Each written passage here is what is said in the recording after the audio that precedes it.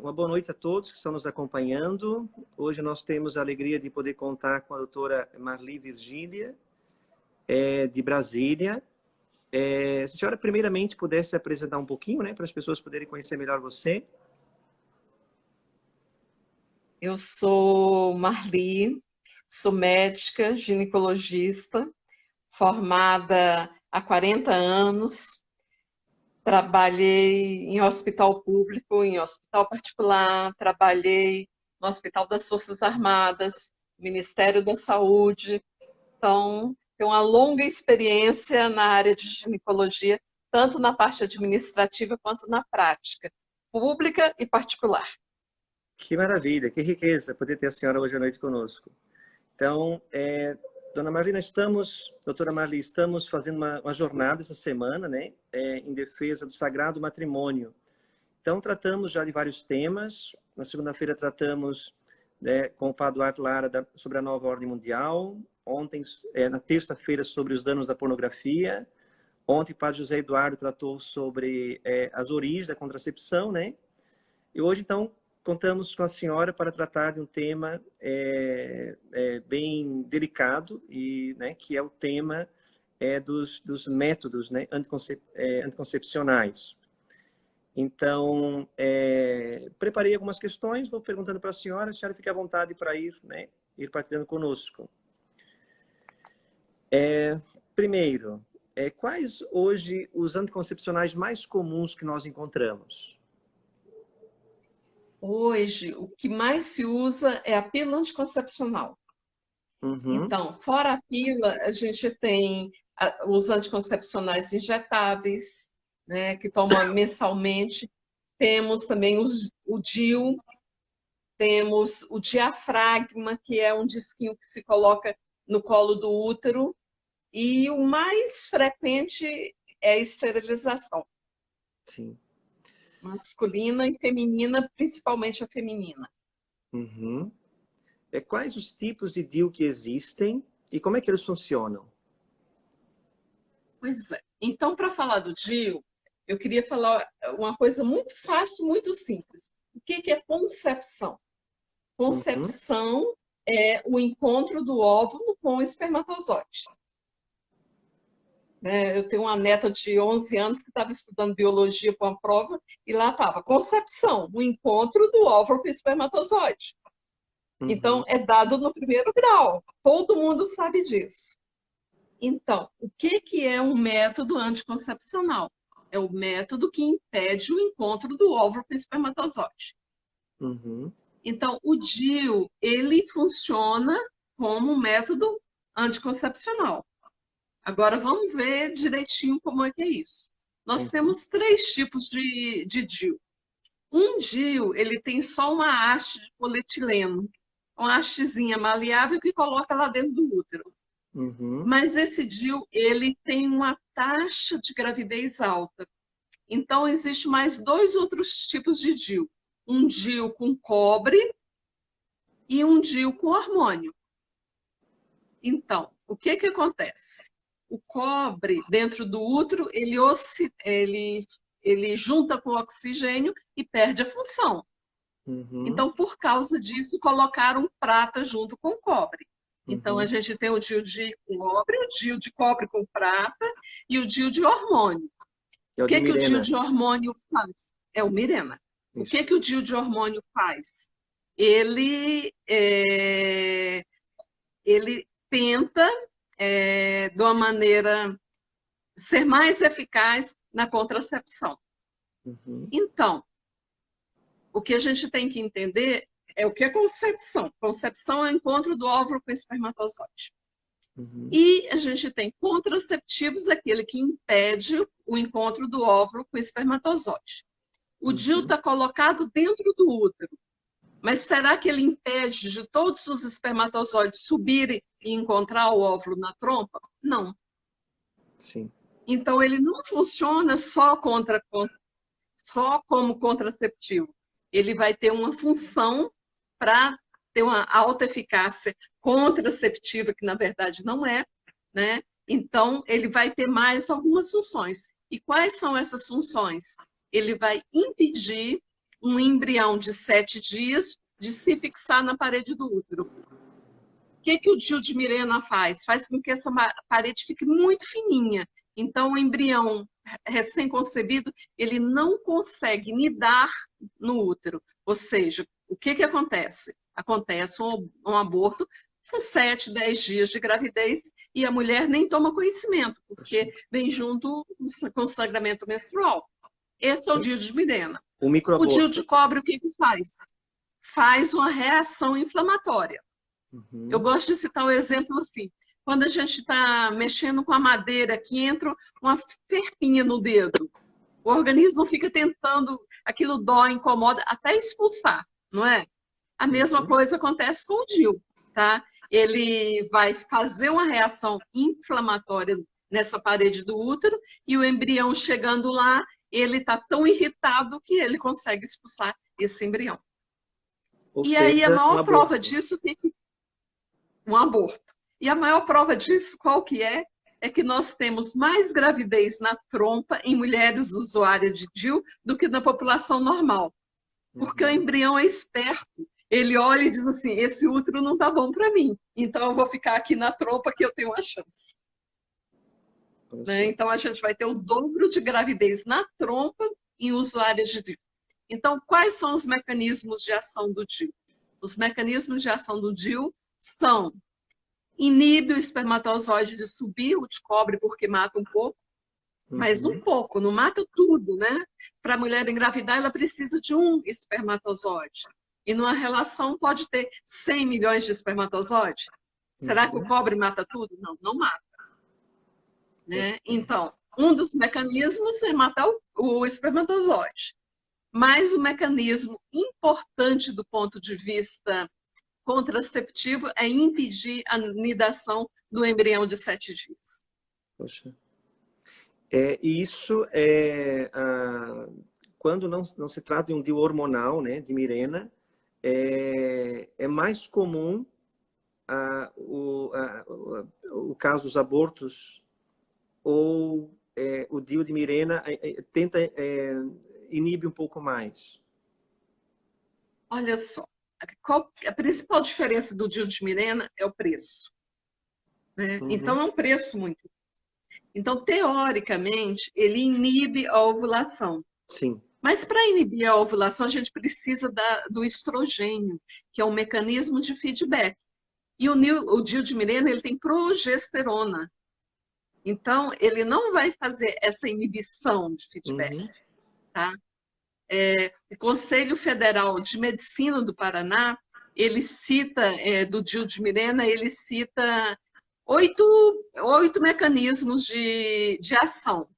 Faz o muco ficar grosso, espesso, ele faz esses efeitos endometriais para expulsar. Então, quando ele faz o muco cervical espesso, ele funciona como um método anticoncepcional.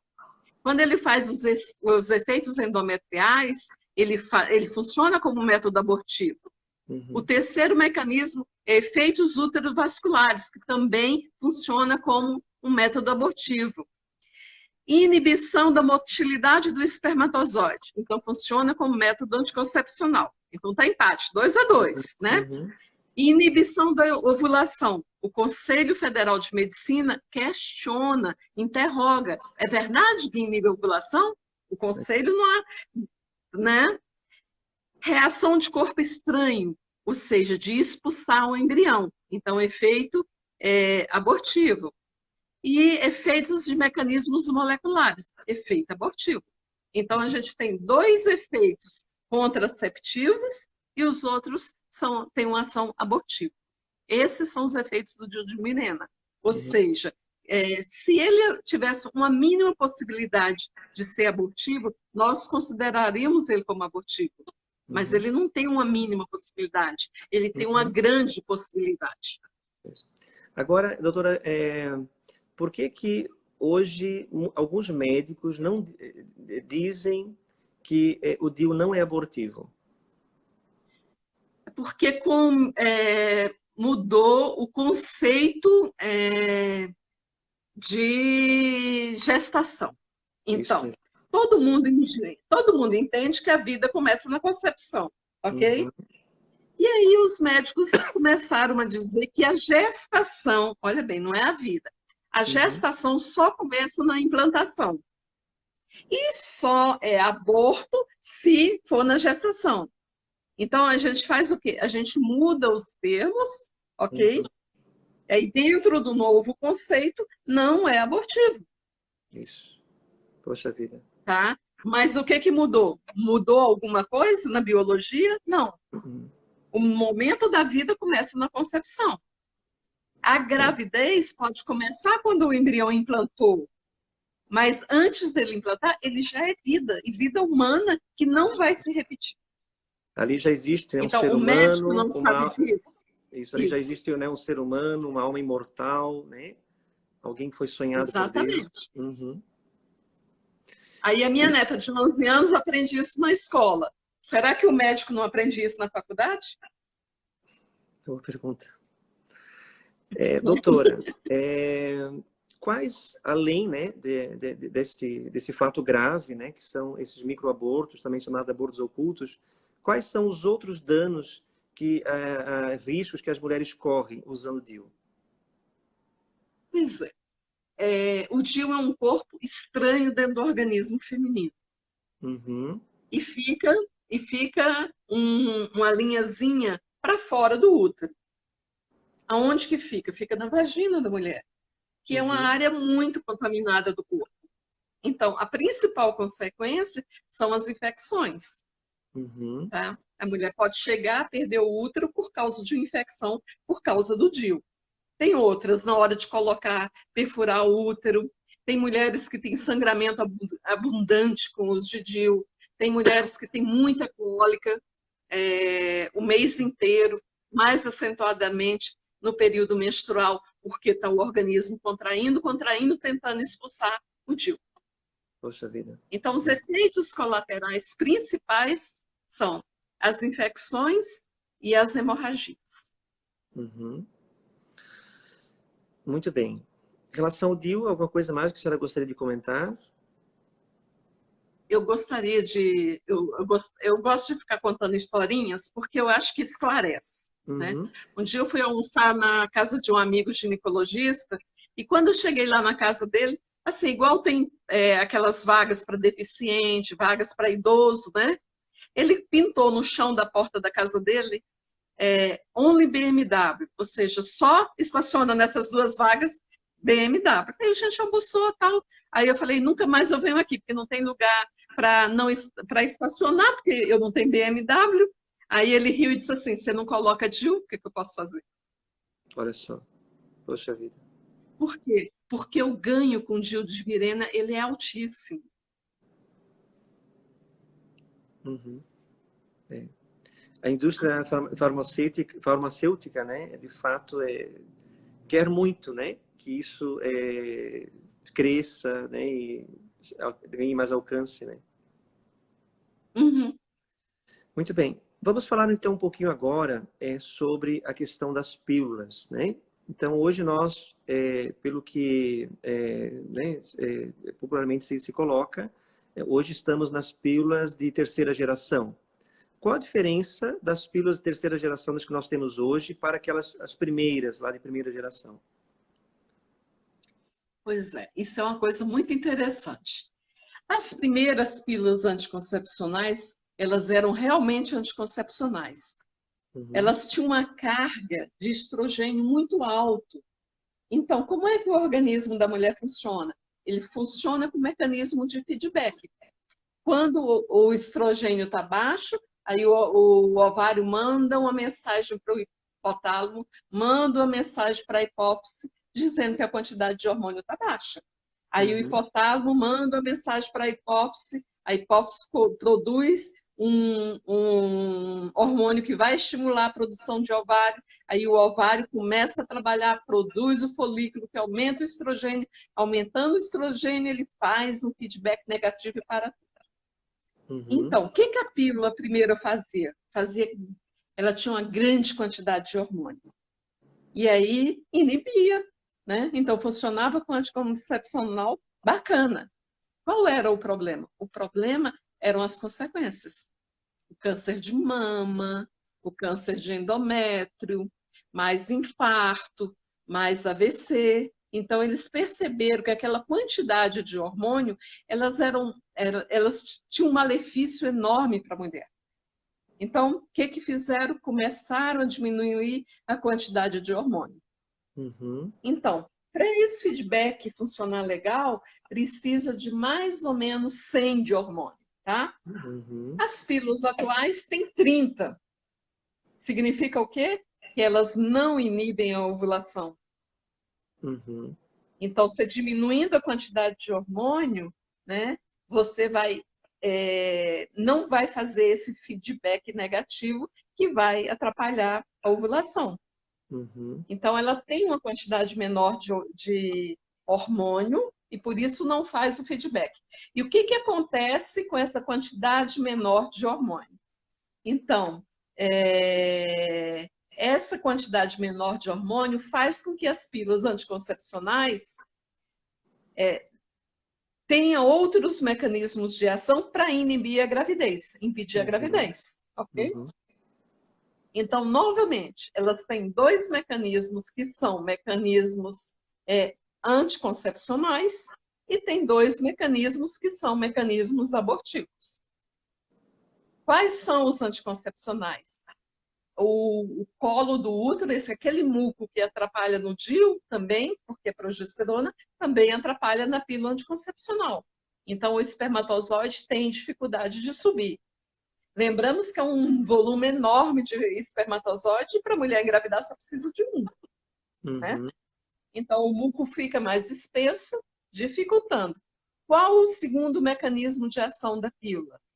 O segundo mecanismo é tentar inibir aquele feedback lá em cima, ok? Então, e algumas vezes consegue inibir, outras vezes não consegue. Então, quando ela faz aquele feedback negativo, ela consegue funcionar como método anticoncepcional. Uhum. Mas nem sempre isso acontece. Uhum. E aí, o que acontece? Vai ter uma alteração no útero, impedindo o embrião de chegar.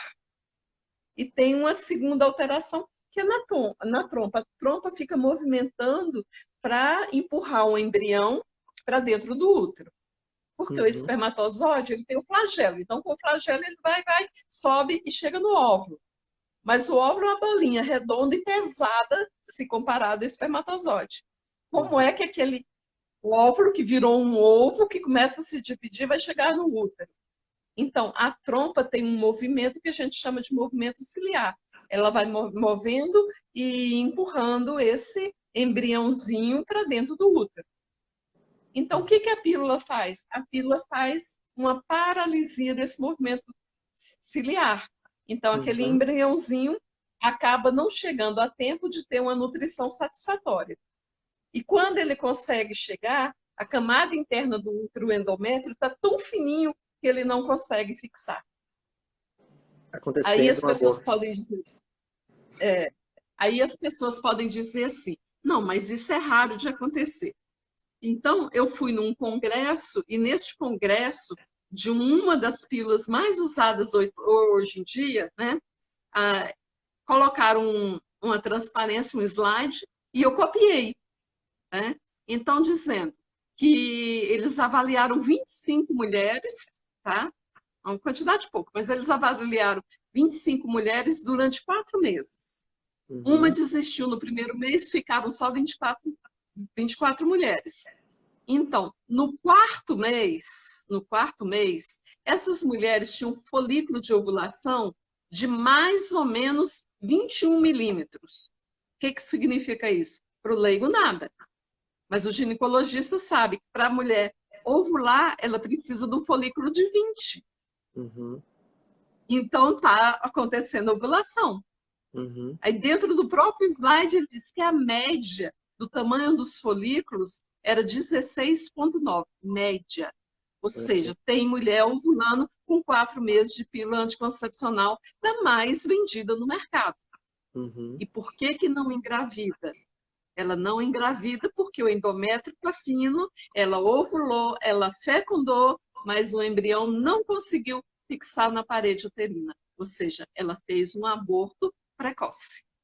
Isso mesmo. Então, Então, são 4 mecanismos, 2 abortivos e 2 contraceptivos. Mas quando a gente vai discutir em congresso, a gente percebe que o mecanismo abortivo, ele é importantíssimo. uhum. Isso que a senhora está colocando, isso aparece nas bulas, de alguma forma? Pois é. O que acontece é o seguinte. Então, durante muito tempo apareceu nas bulas, tá? Eu Uhum, tenho bula de anticoncepcional antiga e aparece, tá? Mas uhum, aparece com outra linguagem. uhum, Impede a nidação, impede a implantação. Não aparece, é abortivo, né? uhum, Nas bulas brasileiras hoje, não aparece. Ele tem assim, faz assim, assim, assim, e outros. Ficou dentro do e outros. uhum. Mas quando você pega a mesma bula, do mesmo anticoncepcional, em francês, ou seja, a bula que é vendida lá na França, que não tem as restrições que nós temos, aí está escrito lá com todas as letras. Olha só. O DIU também, né? Isso acaba... Olha, no DIU de Mirena, né, eu tenho até porque eu tenho até um slide, né, do próprio fabricante, tá? Do fabricante, tá? Ele tira uma foto do endométrio, mostrando que o endométrio fica fininho, fininho, fininho, impedindo a nidação. E ele diz assim, é um endoceptivo, um contraceptivo hormonal endógeno, cujo mecanismo de ação fundamental ocorre na cavidade uterina. Uhum, Ele está dizendo para mim, que sou médico, uhum, com todas as letras, que ele é abortivo. uhum. Olha só. O fabricante. Na Uhum, propaganda do fabricante para o profissional de saúde. Então, um colega que diz assim, mas eu não sabia, não, não acredito, tá? uhum. É, e esses outros métodos hormonais, né, implante, tudo isso, por também né, fazerem uso desses mesmos hormônios, agem da mesma maneira? Da mesma maneira. Da mesma maneira. A diferença é a quantidade de hormônio e o Uhum, tanto que vai agir neste, naquele ou naquele outro aspecto, entendeu? entendi. Uhum, Mas vai agir da mesma maneira. Então, tanto faz anel vaginal, implante no braço, implante na barriga, aquele que coloca a injeção, tanto faz, tá? uhum. Todos eles têm os 4 mecanismos de ação, 2 abortivos e 2 contraceptivos. Doutora Marlene, então, as pílulas hoje causam, né, podem causar esses microabortos, né, também chamados abortos ocultos. Por que que isso é tão pouco abordado? Por que que os médicos não colocam isso para, né, para as pessoas que vêm, né, pedem pelo uso da pílula? Pois é. Aí, antigamente eu tinha um conceito, tá, de que eles tinham dificuldade de abordar. Uhum. Hoje, não. Hoje, não, tá? Hoje eu acredito que faltou evangelização. Poxa. Tá? Então, aqui, por exemplo, em Brasília, a gente entra em muito consultório e tem muita imagem, tá, Uhum. dizendo que aquele profissional é católico, Uhum. mas ele não é nas questões morais. Poxa vida. Ele, às vezes, é católico de ir à missa no domingo, mas ele não entra nas questões morais. Uhum. Então, a grande dificuldade que eu tenho com alguns colegas é que eles dizem assim, mas a gente pode ter opinião divergente. É lógico, mas não nas questões morais. Uhum. Se eu sou da mesma religião que você, né, o que é errado moralmente para mim é errado moralmente para você. Isso mesmo. Né? Não é que sou eu que penso diferente, né? É um ensinamento daquela religião que nós Uhum. pertencemos e que foi fundada pelaquilo que a gente considera, acredita que é o Deus Isso mesmo. verdadeiro, né? É, Então não tem sentido eu pensar que aquilo é errado, né, uma questão moral, e você achar que é certo. é. Nós vamos ter na semana que vem, na quarta-feira, 3 ginecologistas dando testemunho, né, de que quando entenderam esses pontos todos que a senhora está colocando, como começaram de fato a trabalhar, né, de uma outra maneira, né, procurando de fato Sim. ser justos, corretos nesse sentido e viver de acordo com a fé que professam, né. Eu acho que eu enviei para a senhora, né, esse livro aqui. Enviou. É. Enviou. No final, tem um texto onde né, um grande especialista em teologia moral, ele trata da questão, né? Um médico pode prescrever um anticoncepcional? Ele coloca não, né? E aí, mas só que ele mostra as saídas, dizendo, né? Toda a questão da objeção de consciência, tudo isso, né? De tratar sempre com a verdade, né? Então, há saídas, só que são um pouco mais exigentes, custosas, demandam mais tempo, atenção, né? Uhum. É, O grande problema da medicina hoje é essas consultas que elas têm que durar 10 minutos. isso. Né? Porque se eu demorar meia hora, em vez de eu atender 6 pacientes numa hora, eu vou atender 2. Né? Uhum, Então, eu vou reduzir o meu ganho em 1/3. isso. Então, É, pode falar. pode falar. Não, pode falar. Acredito que a senhora conheça, saiu há pouco tempo aqui, né, no Brasil, 2 livros muito interessantes que, né, detalham mais tudo isso que a senhora nem colocou assim de uma forma bem resumida para a gente. Esse livro aqui, Abortos Ocultos, acho que você conhece, né? Até foi Conheço, o conheço. doutor Honorato, que vai também estar com a gente semana que vem, fez a apresentação desse livro.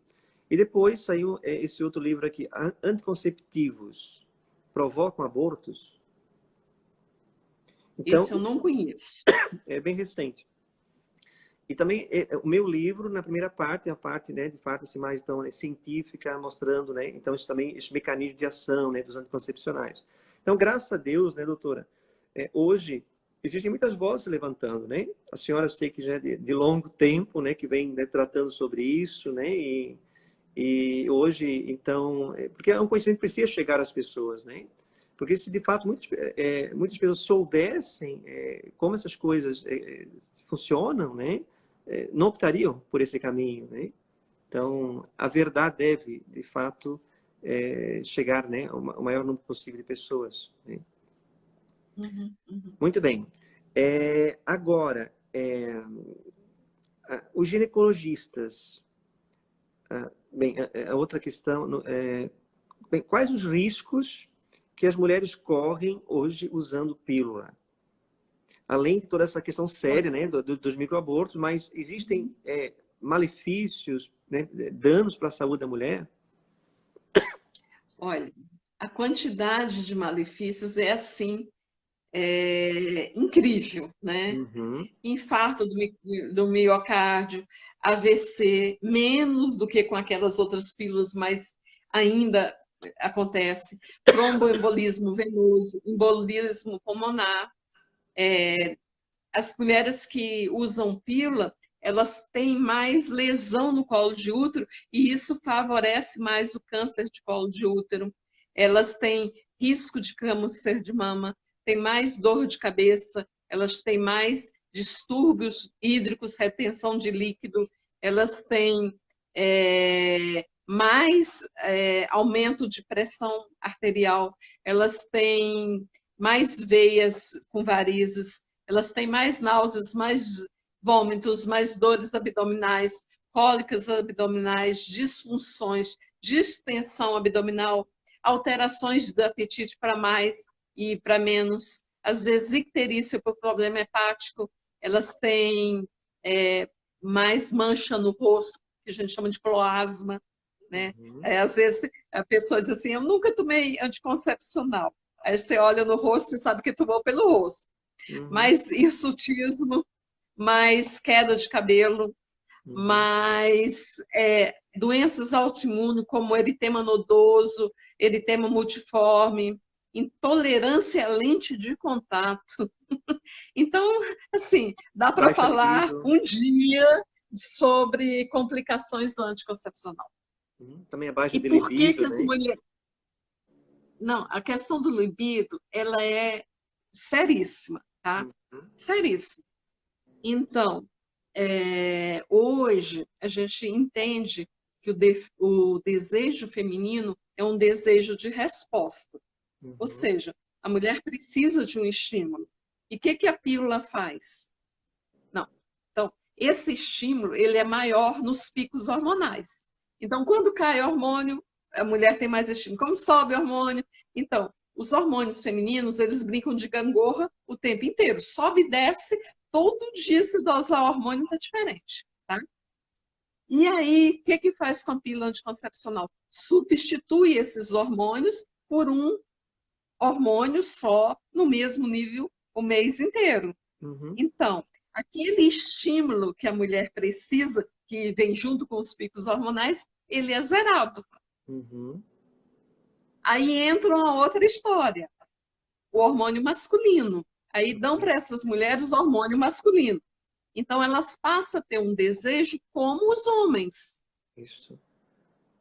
E aí, eu tenho um amigo urologista que estava dizendo assim, a quantidade de homens queixando das suas esposas por causa desse desejo sexual, Uhum. tá? Que é diferente do feminino, Uhum. levando a separações. Isso. Porque aí você tem um desejo sexual masculino, que é Uhum. totalmente diferente do feminino, Uhum. né? Aí você tem um marido masculino e uma mulher com desejo masculino. É daí que vem também a questão da acne, né? Vem, mas a Uhum. acne, ela tem, assim, muitos fatores, tá? Não é Uhum. só disso, não, né? Mas sim, né? Mais aumento de pelo, por exemplo, a mulher na menopausa, ela tem muito aumento de pelo, por quê? Porque os hormônios femininos diminuem, tá? E o masculino continua naquele nível baixo que sempre existiu. Mas Uhum. aí eles aparecem. Então, a Uhum. mulher na menopausa vai ter mais queda de cabelo, vai ter mais acne, não porque está usando hormônio masculino, mas porque o pouco que ela tem está sobressaindo. Uhum. Só que hoje, além daquele pouco, já tem muitos colegas passando, né, além do hormônio feminino, o hormônio masculino. E Sim. aí eu faço uma pergunta assim que é muito provocativa. Então Deus errou, né? Deus errou com as mulheres. Porque A ele gente toma o achou que a remédio mulher quando está devia trabalhar. doente, né? Nós tomamos o remédio É, quando estamos doentes, né? Então, né? mas a Bíblia não A funciona como fertilidade remédio, é né? uma doença? Pois é. Exatamente, né? Então, por que que Deus pensou da mulher ter uma sexualidade diferente da masculina? Uhum. Por que que Deus pensou que a mulher precisava só de um pouquinho de hormônio masculino? Por que que Deus pensou que a mulher deveria entrar na menopausa Uhum. antes do homem entrar na andropausa? Não é? Uhum. Então, a gente tem que respeitar esse ciclo biológico também que termina. Uhum. Né? É lógico que vai ter menopausas com problema que nós vamos precisar tratar, mas a gente não tem que tratar todo mundo como se fosse uma doença, o período fértil terminar. Uhum. Tempo atrás, doutora, eu vi um estudo onde mostrava que um dos danos, né, do anticoncepcional é que as meninas, né, tomando muito cedo, isso pode acarretar também depressão, né, todo um quadro que vai mexer muito, né, nessa questão, né, emocional, tudo isso, né? É Vai. por aí mesmo? É, é, por exemplo, o homem ele tem um olhar diferente do feminino, né? Uhum. Então, nós mulheres, nós gostamos de estar diferente. Uma blusa diferente, um brinco diferente. Para quê? Para chamar a atenção do olhar masculino, ok? Uhum. Aí, o que que acontece com o anticoncepcional? Aquela quantidade constante não faz que a mulher não tenha os picos de estrogênio. E o que faz a mulher gostar da roupa colorida, da roupa, olha, eu estou aqui, eu cheguei, são os picos de estrogênio.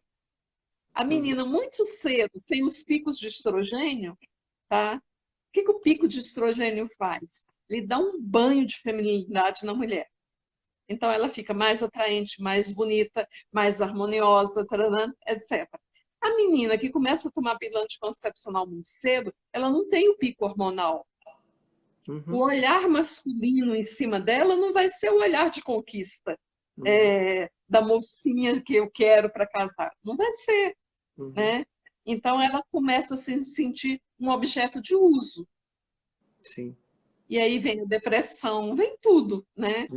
Mas ela tá colocando no corpo dela alguma coisa que diz assim, olha, eu estou disponível para o sexo. Né? Quando ela está tomando anticoncepcional, ela diz, eu estou disponível para o sexo. Ela não diz, eu estou disponível para ser amada, eu não estou disponível para constituir uma família, né? Eu não estou disponível para as relações afetivas. Não é isso que ela está dizendo. E aí ela vai atrair quem?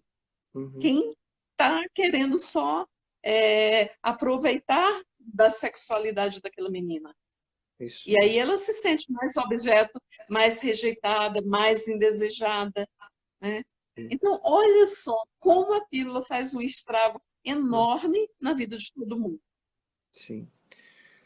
Doutora, outra coisa é muito comum, né, hoje na vida dos adolescentes, jovens, é a questão da pílula do dia seguinte, né?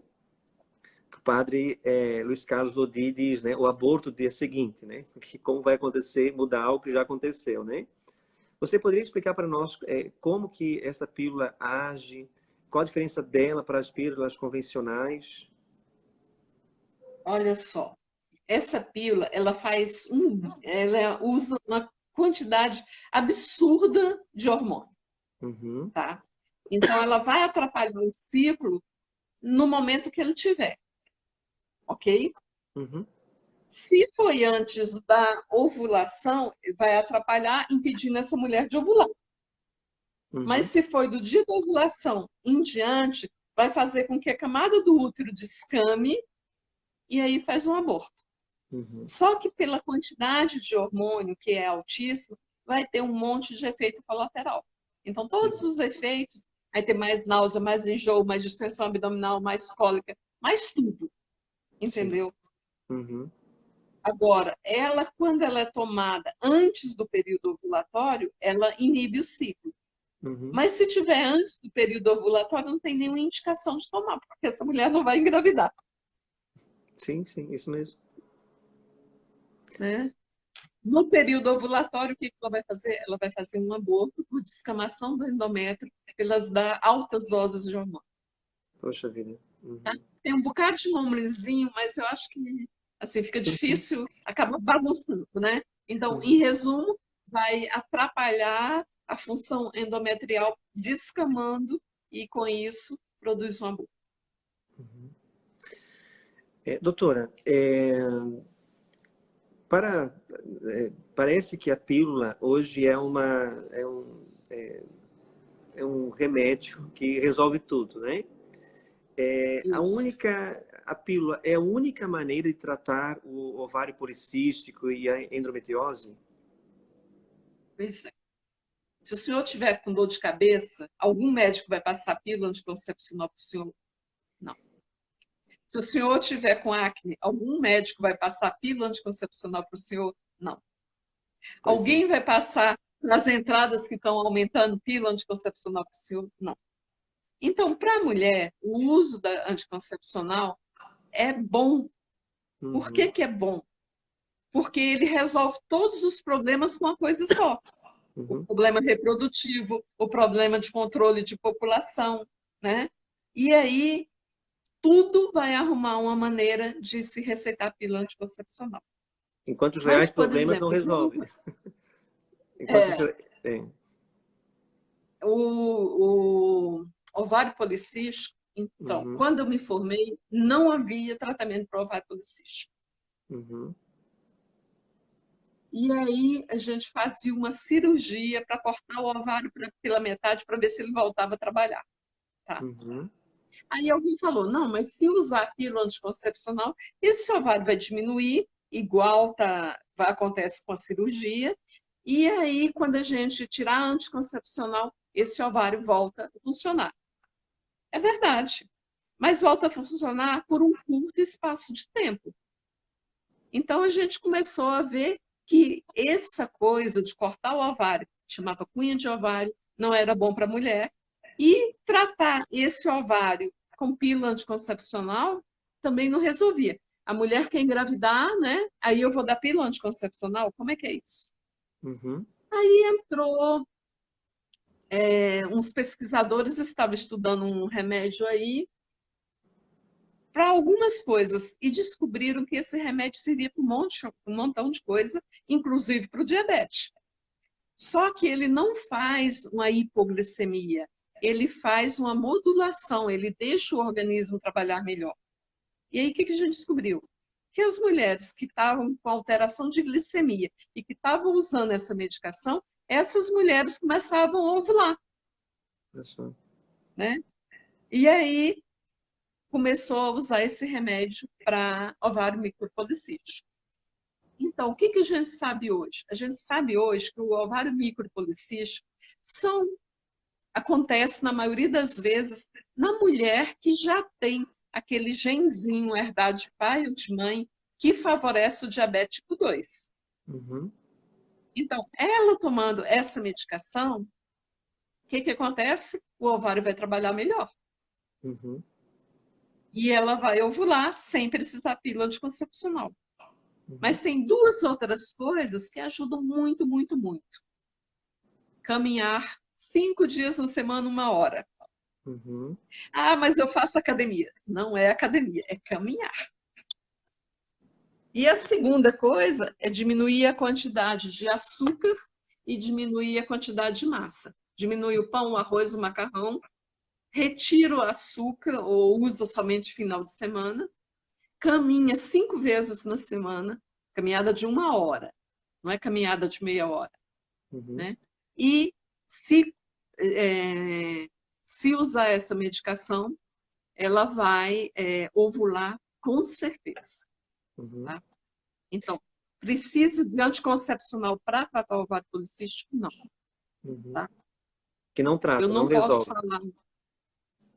Eu não posso falar o nome da medicação. É um remédio que o governo dá de graça, a mulher nem precisa comprar, mas se ela comprar, ele é baratíssimo. É um remédio para diabetes que toda mãe, avó, bisavó, avô, a tia usa esse remédio. Isso. Né? Então é assim, é um comprimido depois do almoço, e esse que tem um ovário muito grande, um depois do almoço e um depois do jantar, caminhada e reduzir carboidrato e açúcar, e Uhum. funciona, mas funciona muito bem. Fato resolve. Tá?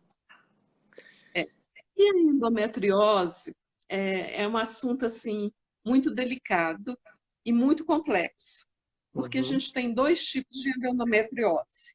Uma endometriose superficial, que a gente tem um olhar, e tem uma endometriose profunda, que a gente tem outro olhar.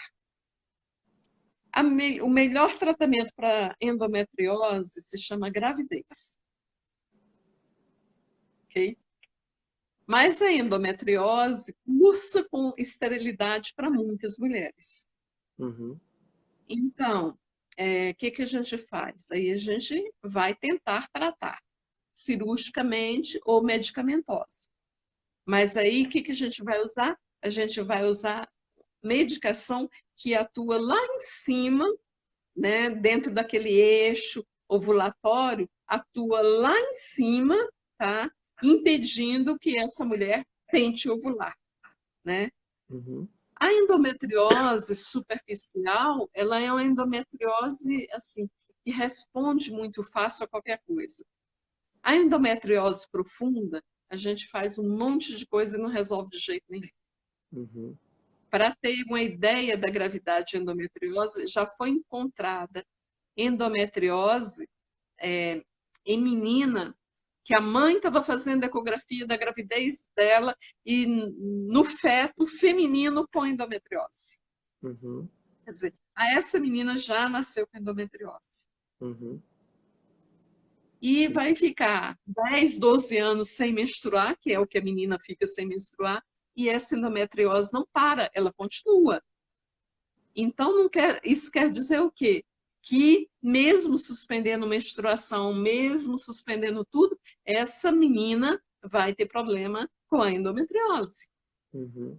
né? Eu já tive paciente com endometriose no pulmão. Então, quando ela menstruava, ela faltava morrer asfixiada pelo sangue que era produzido no pulmão. Mas Poxa. em 40 anos, uma só. Uhum. Então, é raridade, né? Sim. Mas endometrioses menores, a gente tem muito. Mas a gente descobre normalmente relacionada com a infertilidade. A mulher casou e não engravida, a gente começa a investigar e está ali a endometriose.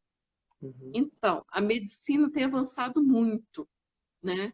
E na endometriose é aonde tem menos avançado, Uhum. Sim, de certo? fato. E tem medicação, tem, né?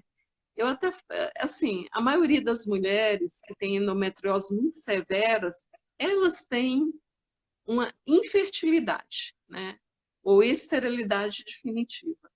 Então, é diferente essa mulher. Ela poderia até utilizar um método anticonceptivo para retirar a dor, porque ela não vai engravidar. Uhum. Mas são casos pontuais, né? Dizer, toda mulher que tem endometriose, a doutora falou que tem que usar anticoncepcional. Não é isso, né? Uhum. Algumas mulheres que não têm a menor possibilidade de engravidar, você fez todos os exames, viu que as trompas estão obstruídas, ela já tomou grande parte, né? Às vezes tem que tirar útero, ovário, tudo, de tanto que ela já se espalhou, né? Uhum. Então, existe pacientes com indicação de se fazer mais alguma coisa. Uhum. Mas tem uma grande maioria de endometriose que elas são superficiais, que o melhor tratamento é gravidez. Sim. Às vezes eu Bem, pegava no consultório menina que ia casar, porque eu acho que eu tô com endometriose. Vamos fazer o seguinte, você casa, tenta engravidar. Se não conseguir, a gente investiga a sua endometriose, maravilha. né? É isso mesmo. Como a senhora coloca, de fato, né, é um assunto complexo e não existe uma pílula mágica que vai resolver, né? Enfim. Muito bem. Doutora, ah, vamos, né, partir então para falar um pouquinho sobre a camisinha, né? Eu vejo que quando Isso. a gente vai abordando esses temas, algumas pessoas vão sempre tentando achar uma outra saída. Muito bem. Então, já que isso, né, não quero fugir desses meios que são delicados, abortivos, enfim, e aí vão para a camisinha. E hoje, né, a mídia principalmente, né, defende a camisinha a todo custo como o meio mais eficaz para proteger contra a AIDS. É isso mesmo? Eu vou tentar mostrar uma imagem aqui, vou ver se eu consigo. Vou colocar o celular aqui perto, vamos ver se dá certo. O senhor me diz se dá para ver. Dá para ver? Afastar Não, um né? pouquinho mais, afastar um pouquinho mais. Isso, agora está aparecendo. Uhum. Então, aqui, esse amarelo aqui, ele é o tamanho de um poro da camisinha, um buraquinho da camisinha, Só tá? subir um pouquinho mais. Ok. Deu? Subir um pouquinho mais a tela. A tela. Um pouquinho mais para cima, desculpa. Isso mesmo. Um Então, pouquinho, este amarelo, afastar um pouquinho da tela. ok? Isso, agora sim. Deu? Uhum. Então, este amarelo é o tamanho dos buraquinhos que tem na camisinha, que a gente chama dos poros. Uhum. Este pontinho preto aqui, ó, este pontinho aqui é o tamanho do vírus da AIDS, ok? Uhum. E este preto maior é o tamanho do espermatozoide humano. Poxa. Poxa. Então, a camisinha, ela protege? Protege. Só não sei de quê, entendeu?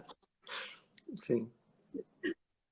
Né? É. Então, o que que acontece com a camisinha? Esses poros da camisinha, eles são pequenos buraquinhos e são permeáveis ao espermatozoide. Eu tinha uma amiga e ela ia passar uns dias em Londres. Eu falei assim: traz um pacote de camisinha grosso para mim de Londres. Aí ela trouxe.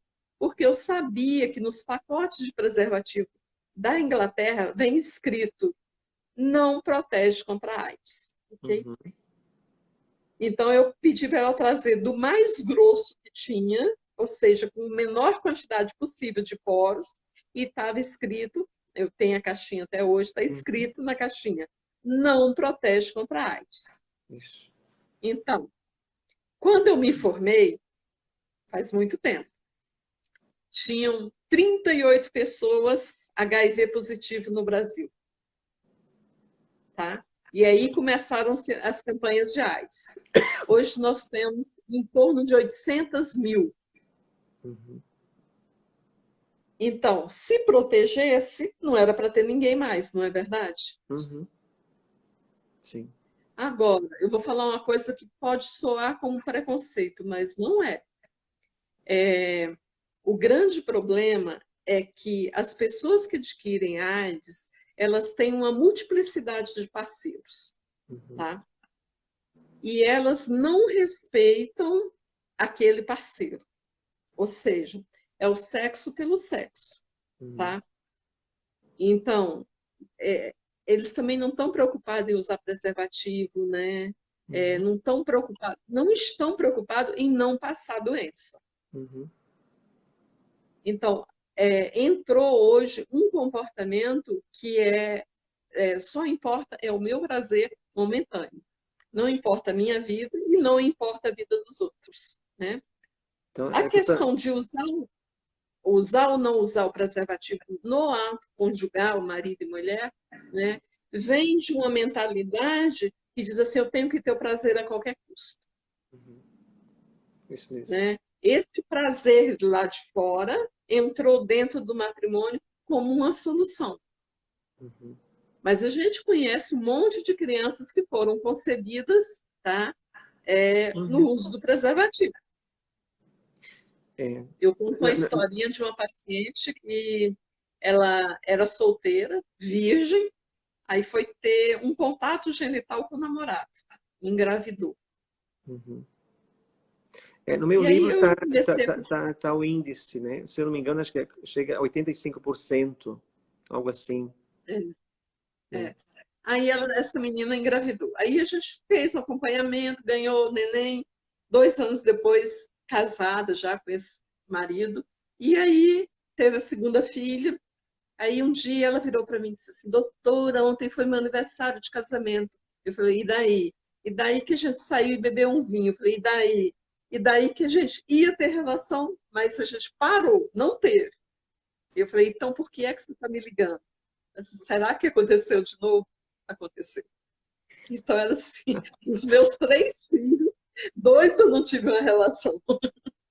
Por quê? Porque Caramba. ela é muito fértil e ele muito fértil. Aham. Então, o contato genital, ele já, para um casal muito fértil, já é suficiente para a gravidez, né? Uhum.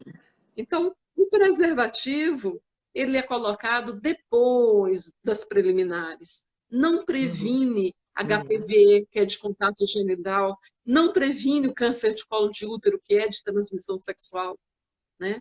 Muito Uhum. câncer de pênis, de próstata, de reto e de colo de útero de contato genital, e Uhum. não de ato genital completo, ato Uhum. sexual completo, Uhum. né? Então, o preservativo ele já entra depois nessa história de prevenção, Sim. né? Uhum. E quanto ao casal, né, você vai tirar uma intimidade maior, um contato maior, tá? Em, em nome de não ter um filho, Pois é. né? Que Você amor é abre esse que eu mão, tenho que amor é esse que eu tenho que me proteger do outro, né? exatamente, É. exatamente. Doutora, mas o tempo está voando, mas eu queria aproveitar ainda duas questões. É, Certo. as pessoas que, infelizmente, né, não tiveram assim, essas informações e acabaram fazendo esterilização, vasectomia laqueadura. É possível reversão? Até quanto tempo? Né? As chances de dar certo? Pois é. Então vamos lá. Mais de 10 anos não é possível. tá? Por que que não é possível? Porque aquele movimento da trompa não vai mais existir, e aí você faz a reversão e o embrião vai ficar na trompa e ela vai fazer uma gravidez sumária. Uhum. Segunda razão para não dar certo é a quantidade de trompa que foi tirada. Uhum. Então, tem médico que tira quase a trompa toda. Não adianta, tá? Sim. A terceira coisa é a idade da mulher. Uhum. Então, aos 40 anos, 50% das mulheres já não engravidam, né? Aí chega uma mulher com 45 anos querendo fazer uma reversão de laqueadura tubária. Aí você sabe que a chance de dar certo é menor que 20%. Só que Uhum. a chance de concepção dessa mulher é de 10%. Então, você põe lá em cima, ela tem 2, 3%, né? Vale a pena? Uhum. Então, assim, a gente tem que analisar caso por caso, Uhum. né? Isso mesmo. Às vezes, quando ela quer fazer por uma questão de consciência apenas, aí eu fico mais receosa. Uhum. Por quê? Porque ela vai fazer, se submeter, colocar a vida dela em risco, Uhum. né? Para tentar corrigir um erro que ela não vai conseguir corrigir, Uhum.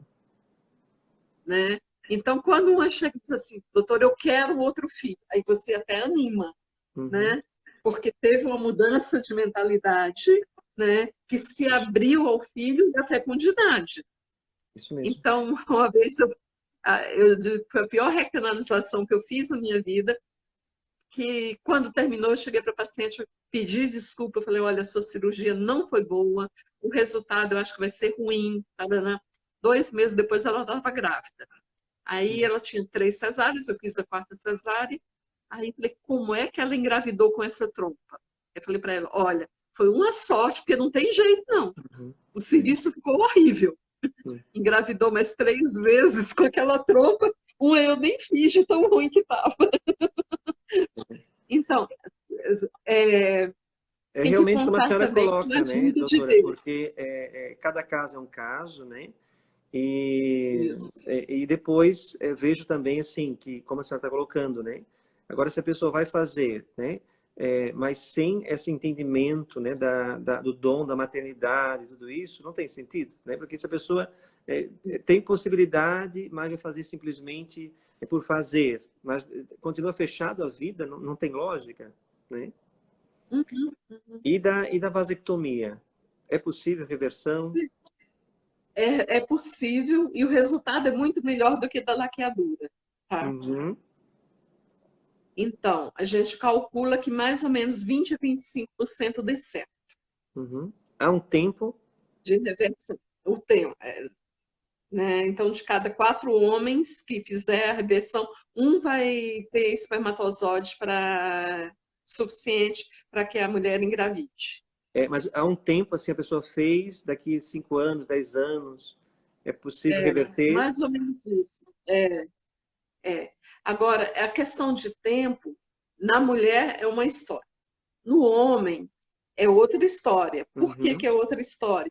Porque hoje, com as técnicas cirúrgicas, facilita uhum, muito a passagem, né? uhum, E o homem não tem, o espermatozoide tem um flagelo, ele se movimenta sozinho. A trompa uhum, ela fica paralisada, perdeu a função, perdeu a função, tá? O uhum, ducto deferente não, tá? A função dele é só de canal. Então, se você refez aquele canal, ele vai funcionar legal, uhum. tá? Aí, Ok. desde que esse homem tenha quantidade boa de hormônio, que esteja funcionando beleza, né? Que você veja que ele vai produzir espermatozoide normalmente. Sim. É.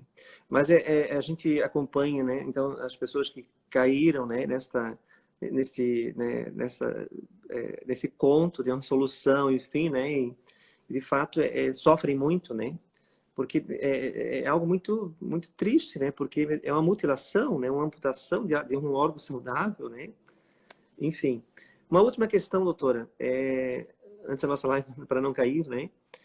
Quais os benefícios, as vantagens dos métodos naturais? São métodos científicos, de fato? Olha só, é, é o mais científico que existe, é o método natural. Por que que o método natural é científico? Tá? Porque ele respeita a biologia da mulher e isso a gente aprende no bloco de faculdade, né? Então, ele tem um benefício financeiro, custo zero.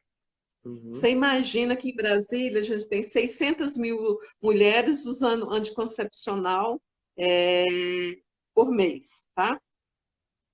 Cada uma gastando R$ 60 por mês. Você multiplica 600 por 60 ou multiplica por vê o ano, né? E vê o ganho de quem está patrocinando isso, como que é, né? No método natural, custo zero. Uhum. Outra vantagem, não tem aquelas doenças inúmeras que os artificiais podem dar, né? Uhum. Não tem o peso na consciência de estar fazendo uma coisa errada, né? Mas mais do que isso, como ele respeita o ciclo da mulher, e eu falei que a mulher tem mais desejo tanto no sobe quanto no desce hormonal, então o ato sexual, depois de um período de abstinência de uma semana, né, ele volta a ser mais prazeroso, principalmente para a mulher, Uhum. né? Então, o que que acontece? Cria uma intimidade no casal, cria uma cumplicidade, né? Uma reciprocidade neste amor, né? Um saber ouvir o outro, ver o tempo, né? Aprender a dialogar, outras formas de amor que não seja o sexo, né? Uhum. Ah, hoje a gente não pode, mas a gente vai ver um filme, vai sair, vai passear, vai andar de bicicleta, vai pedalar na rua, sei lá, né? Faz novas descobertas que tira o casal do ato sexual exclusivo, né? Uhum. Então, a conjugalidade, ela passa a ser uma coisa fantástica com esses períodos, né? Por quê?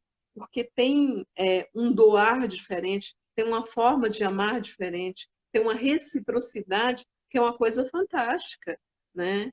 E tem a coisa assim do filho desejado. Não, nós vamos nos abrir a uma nova vida nesse momento, né? Muito Então é bom. um filho programado, mas no sentido de desejado, né? Da abertura de quem compreendeu que ali tem um projeto de Deus naquele momento para um outro ser que chega ali.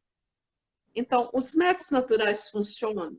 Eu trabalho com eles há 38 anos, para ser bem precisa.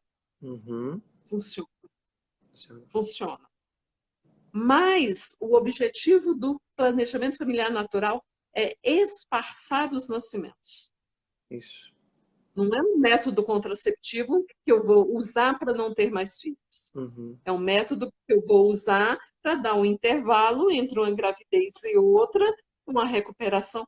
Agora, existem situações gravíssimas, né? Uhum. Uma vez eu atendi uma moça, 38 anos, ela chegou no consultório na quinta e ela ia casar num sábado. No sábado, né? 2 dias depois. E aí, quando eu pego o exame, que eu te pedi os exames de rotina, tinha um câncer de mama há 2 dias do casamento. Ela não poderia engravidar. Uhum. Aí, o que que você faz? Você utiliza um método natural, utiliza. Então, eu Uhum. utilizei só o método da temperatura e ela fez o tratamento, tirou mama, fez quimio, bananã, bananã. 5 anos depois, a médica disse, pode engravidar. E aí ela estava pronta para a gravidez. Isso. Ela usou 5 anos só o método da temperatura. O André Parreira, ele usa a expressão assim, analogia, de que os métodos naturais eles são como um socorro no carro, né? Tem um socorro, tá ali precisando, Uhum, né? Mas a gente não vai andar a uhum. vida toda no socorro, né? Isso, isso. Né, talvez não seja a melhor comparação, mas antigamente tinha aquelas bicicletas com rodinhas, né? Uhum, Então, a contracepção muitas vezes é a rodinha, é cômodo, né? Agora você tem que amadurecer, uhum. tem que, né, enfrentar a vida, ser responsável pelos seus atos nesse sentido, né? Exatamente. Agora, eu digo assim, quando eu entrei na faculdade, primeiro dia de aula, tinha um representante de laboratório, primeiro dia. Tinha um representante de laboratório, a gente chegava com cara de calouro novato, e o representante me entregou 3 cartelas de anticoncepcional. Falou assim, doutora, a senhora, primeiro dia de aula, me chamando de doutora, tá? Uhum. Doutora, a senhora vai precisar disso para toda a vida. Ou seja, a gente foi educado nisso. Então, o Uhum. colega que passa também foi educado nisso, né? Então, eu tinha professor que dizia assim, o número ideal de filhos para o casal é 0.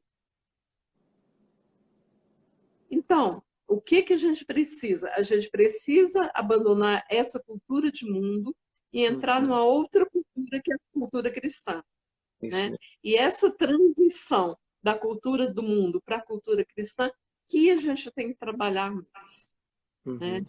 Porque a mulher está inserida nessa sociedade, nessa cultura do mundo, está inserida numa família que às vezes pai e mãe pensam diferente, sogra, sogro, né? Então, a gente tem que começar a trabalhar essa cultura cristã, de uma abertura à vida diferente, de uma aceitação do filho como um dom de Deus. Eu falei, gozado, o primeiro filho é sempre um dom de Deus, né? O segundo é um descuido. Um terceiro, Deus me livre? Não entendo. Mudou o quê? Olha só. Não é? O Salmo 126 diz, né, que os filhos são dom, são bênção, né? Bênção a gente quer sempre mais, né? Exatamente. Mas aí todo mundo vem. Ah, porque hoje a vida está difícil. É, a vida está difícil. A minha avó não tinha máquina de lavar, eu tenho. A minha avó usava ferro de brasa, né? Eu O meu é também. ferro elétrico, Foi assim. né? Os meninos iam para a escola em lombo de burro ou caminhando 8 quilômetros, né? Os meus Uhum. vão de carro para a escola ou de transporte. Então, a vida está mais difícil? Não, É. não está. E nós Eu, somos chamados nessa época, né? Então, a graça de Deus é para a época que a gente está vivendo e não para a época da minha avó. uhum. Então, Deus sabe para hoje, né? E aquela palavra é para hoje, para quem está vivendo hoje. Mas a gente tem que trabalhar os casais, porque essa cultura de mundo e de filho como caro, filho como difícil, né? A gente tem que trabalhar no sentido de ver que realmente é uma graça, é um dom de Deus. E o planejamento familiar natural, que eu também não gosto mais desse nome, porque parece que eu que decido, né? Planejamento eu que decido, né? Então, utilização desses métodos naturais significa eu vou ter um ato conjugal completo, com abertura à vida completa, com um sim inteiro ao matrimônio e a Deus, né? E eu vou utilizar dos conhecimentos científicos para procurar ter ou não ter no período fértil. Pronto. Isso mesmo. Mas com a abertura de compreender que o filho é sempre um dom de Deus, que esses métodos eles são extremamente eficazes, extremamente eficazes. Mas eles não são feitos para ser 100% eficazes, não. Eles são, né? Mas o ideal é que não fosse, para que o casal pudesse também fazer a vontade de Deus no filho que chega. Isso mesmo. Se abrir a surpresa de Deus, né? E Deus, né, nos concede filhos, né, doutora, para que nós possamos criar também esses filhos para o céu, né? Então, por isso que o termo que a expressão que a igreja usa é paternidade responsável, né? Então, claro, toda essa generosidade, tudo isso, mas, né, este cuidar, olhar, formar, educar, né, e criá-los para Deus, né, que é tão importante. Uhum. Muito bem, doutora. Fico imensamente agradecido, né? Com certeza, né, todos que acompanharam a live saem muito enriquecidos, né? E agradeço muito sua disposição, sua fidelidade, sua entrega, né? Todo o seu empenho nesse apostolado que a senhora já há anos vem aí se doando, né? Então, agradeço muito sua disposição e se Deus quiser, nos vemos em breve, né? Mais à frente, novamente. Eu agradeço o convite, agradeço quem teve a paciência de ouvir até aqui. E, assim, eu gostaria de só lembrar para todo mundo que Uhum. está ouvindo, né? Que o que a gente precisa é acreditar que o projeto de Deus para a família é um projeto de amor. Isso Então, mesmo. todo filho que chega é amor de Deus. E o Isso mesmo. filho que não chega também é amor de Deus. A gente não sabe por quê, a gente não compreende, né, tudo que Deus pensa, porque a nossa mente é menor do que a dele, né? Então a dele não cabe dentro da nossa, a nossa cabe dentro da dele, mas não o inverso. Então a gente não consegue compreender todo o projeto de Deus para a vida humana, para a sexualidade, para o matrimônio, mas o que a gente sabe é que é sempre um projeto de amor. No filho que chega, no filho que não chega, no uso de um planejamento natural, no se abrir à vida mais uma vez, com todas as dificuldades, com todas as angústias, com todas as incertezas, acreditando que se Deus permite que chegue mais uma vida na sua casa, é porque você tem condições de corresponder a esse projeto de Deus. Isso então, mesmo. agradeço a vocês todos, né, ao convite que o senhor fez. E eu estou meio perdida aqui com esse celular na mão, mas espero que não tenha Agora saiu atrapalhado muito muito. bem. Deu tudo certo, fique tranquila.